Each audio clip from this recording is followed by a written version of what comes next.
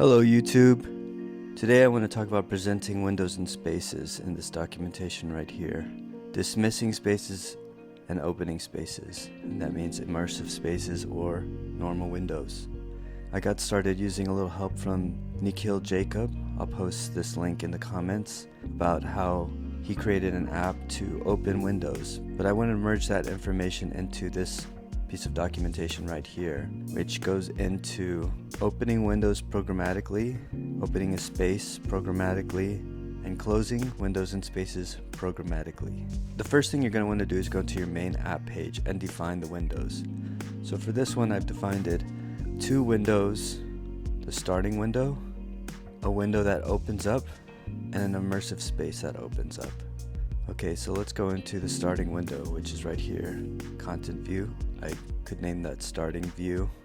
It doesn't matter, but I named it starting window here.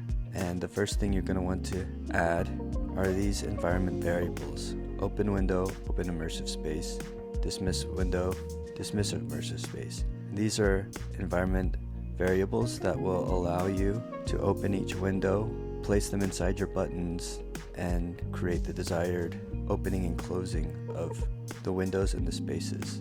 So much like Nikhil's app here, which I can refer to, I created some buttons that opened and closed the window. The first one was button window 1, and then open window of an ID of window 1. Now if we refer back to the abstract, we can see that I put an ID of window 1 here, and it opens a view here, which is here.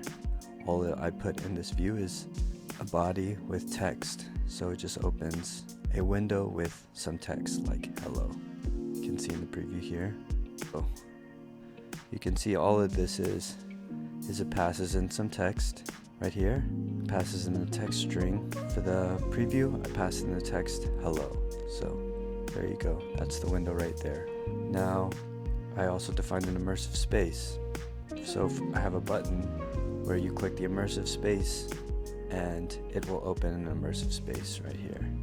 And I also have a done button, which will dismiss the window and dismiss the immersive space. And that's it. So a couple notes on the immersive space. According to the documentation here, you can only have one immersive space open at once.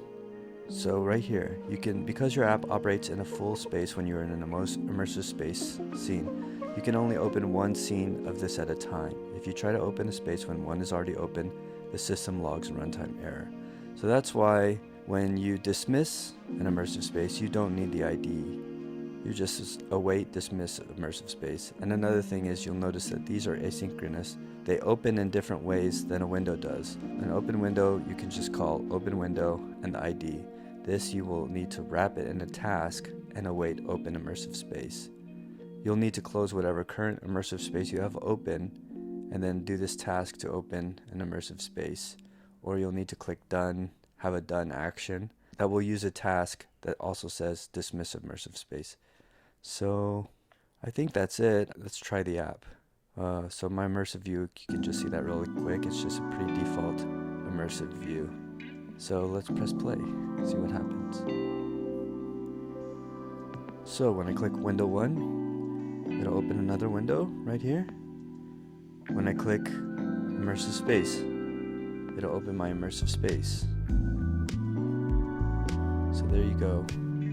Now when I click done, it'll close this window and close this immersive space. Alright, that's it. That's all you need to know to open and dismiss immersive spaces and windows. And for the next video, I'm going to go into a video just about this subject right here, transitioning between window and space.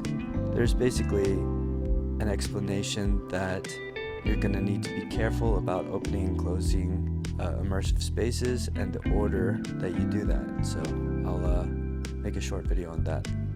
But thanks for watching.